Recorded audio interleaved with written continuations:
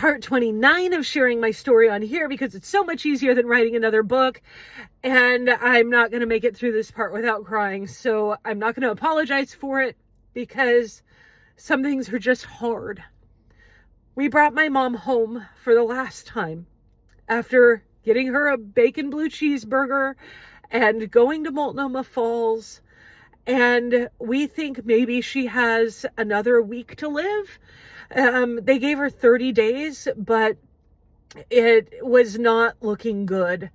She was just so weak and getting so frail, and people are flying from all over the country to come see her. And it was just so intense, and we had so much support from the Gresham Chamber of Commerce. All the people, the entire community rallied around us. And it was just pure shock because this is all happening over Christmas of '09. And it was so fast because Mom is such a vibrant person. And then for her to just be sick and about to die, like it didn't even make any sense. So Reed and I carry her up the stairs because we live in a townhouse, and we put her in her room in a chair, actually, that a big lazy boy recliner that we had borrowed from Lori and her partner.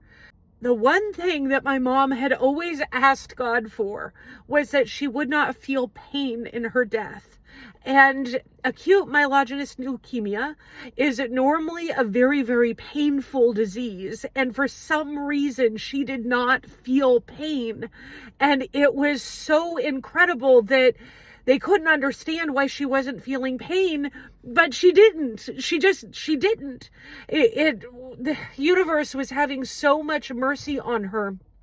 And Reed took the kids and went to the airport to pick up the first round of visitors that were coming in.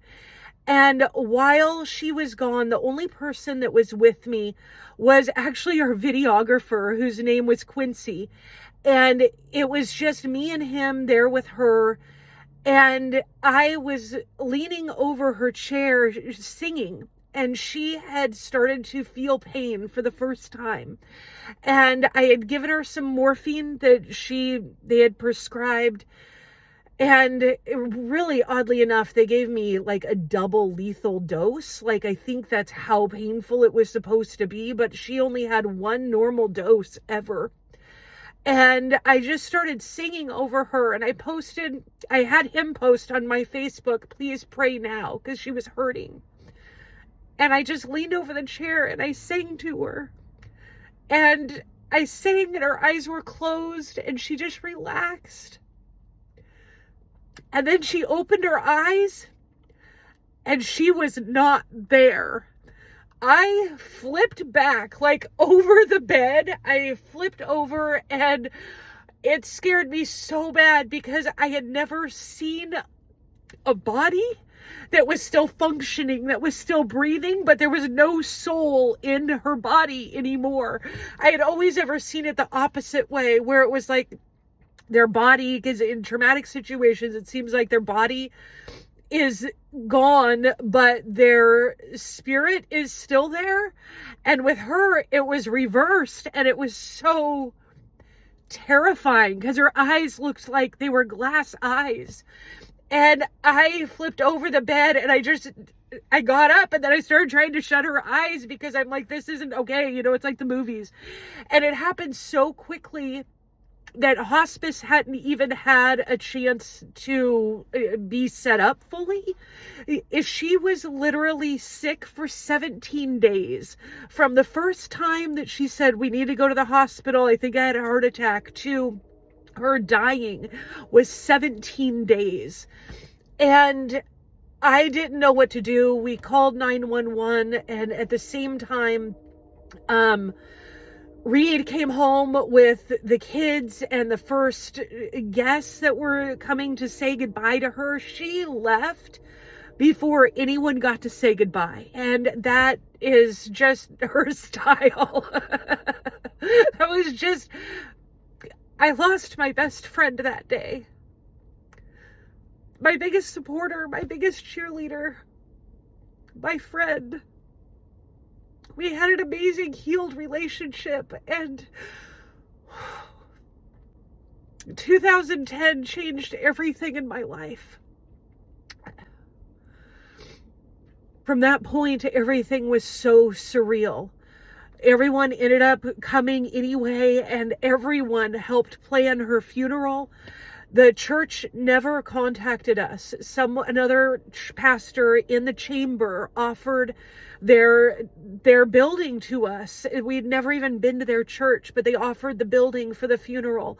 The florist put flowers in. Like, everyone, we had catering. Like, everybody just rallied around and supported her. Like, her funeral was truly a celebration of life. But before the funeral, I'm having to call everyone and tell them that she's gone. And I called my stepfather. They were driving. My stepfather, my ex-stepfather, and my sister were driving from across the country to come see Mom. And this coward, he did not even have the balls to tell her himself. He had me put her, he put her on the phone with me, so I had to tell her that our mom died and she didn't get to see her and didn't get to say her final goodbyes. And he was just so awful. Everything went so smooth. Like, it was amazing to have the community support and going. God, this is so emotional because so much happened in just a few days. When I woke up the day after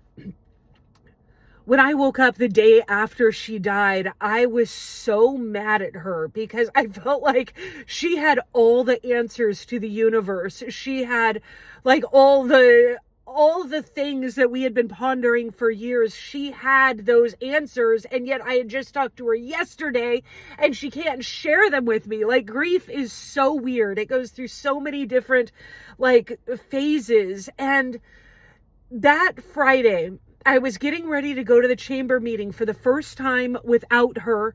And a lot of people didn't even know, like only the ones that were friends of mine on Facebook, like knew what was going on. So I knew I needed to go to the chamber and announce that like my mom had died and what had happened. And it was going to be so difficult. And the chamber was at like 7 o'clock in the morning. And so I'm up at like 5:30 in the morning, and I had always gotten ready in my bathroom upstairs and then came downstairs to her bathroom because she had a special comb for ratting your hair. And I would rat my hair up in her bathroom and then we would go. And that morning I was doing the same thing. And I went downstairs to her bathroom, was ratting my hair up, and I knew I had this overwhelming feeling that she was smiling at me.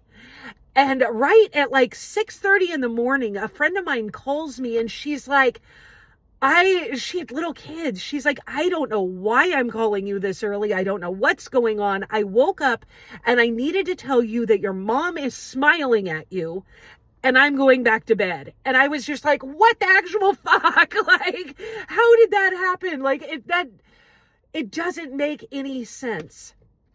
And yet I knew that was my mom's voice coming through, that she was proud of me for moving on and moving forward. And that would be exactly what I would do, is I would carry on the journey and I would keep going. The 14 months that she lived with us, she had always said, Jess, I'm passing the baton to you. It's your season now.